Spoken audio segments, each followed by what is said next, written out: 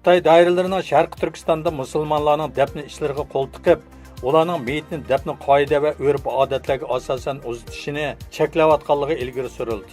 Zimiston kishilik huquq to'rining xabarida Sharqi Turkistonda ota-onasi yoki urug'-tuqqanlari vafot bo'lgan hozidor musulmon oilalarning meyitini yuyib tarab, o'lchamlik oq kepanni kepanlishi va namozini tushirishi ba'zi cheklamalarga uchirmoqda ekan. Cheklamaga xiloflik qilgan ba'zi musulmonlarning tutqun qilinganligi bildirilgan. Xitoy kommunistlarining Sharqi Turkistonda jinoz namozi va dafn marosimini cheklaganligi Uyg'ur taratqularida xabar qilingan bo'lsa-mu, lekin bu tunji qitim bir chet el to'rining bu masalani tilga ilishidir.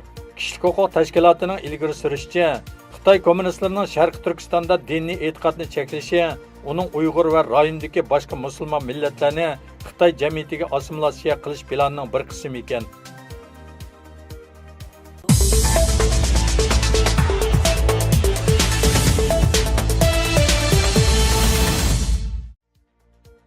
Germaniyaning Karlsruhe shahrida qurilgan Tangirtaq g'unchilari ona til maktabi rasmiy o'qish boshladi.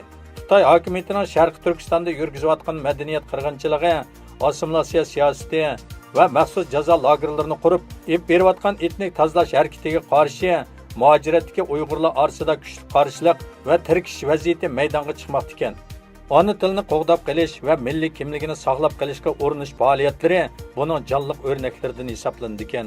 19 yanvar kuni Germaniyaning Karlsruhe shahrida qurilgan Tangirtaq g'unchilari ona til maktabi tunji soatlik darsini boshlab, Uyg'ur musofirlarga germancha o'rganish, yosh o'smirlarga Uyg'ur ona tilidan dars berish faoliyatini rasmiy yo'l qo'ygan.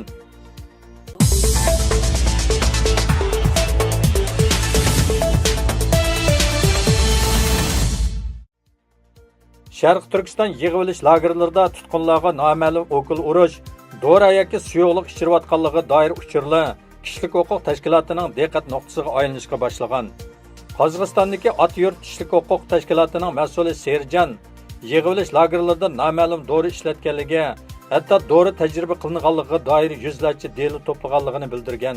Bu tashkilot Xitoy kommunistlarining Sharqi Turkiston lagerlarida tutqunlarga noma'lum dori, suyuqlik ichirganligini ilgari surgan tunji tashkilot bo'lib, bu masala haqida delil to'plaganligini e'lon qilgan tunji tashkilotdir. Xitoy kommunistlarining noma'lum dori ichirganligini lagerlarda yetib chiqqan Ömerbek, Ruqiya Farhod, Abdusalom, Mehrgul Tursun, Gulbar Jelolova va Falun G'unchilar qatorliq tutqunlar o'ttirg'i qo'ygan bo'lib, majburiy o'kil urush, dori berib ayollarda xomushlik paydo qilib, nerv sistemasi va sezimining qalaymaqonlashishi, yezning kesilishi qatorliq alomatlarni keltirib chiqardi ekan. Qarallik dori ichirilgandan keyin ularning qini tekshirilganligi, ularning tajriba bo'yimi o'rinda qo'llanganligi bildirilgan. Bu masala taratqularning diqqatini qo'zg'ashga boshlagan.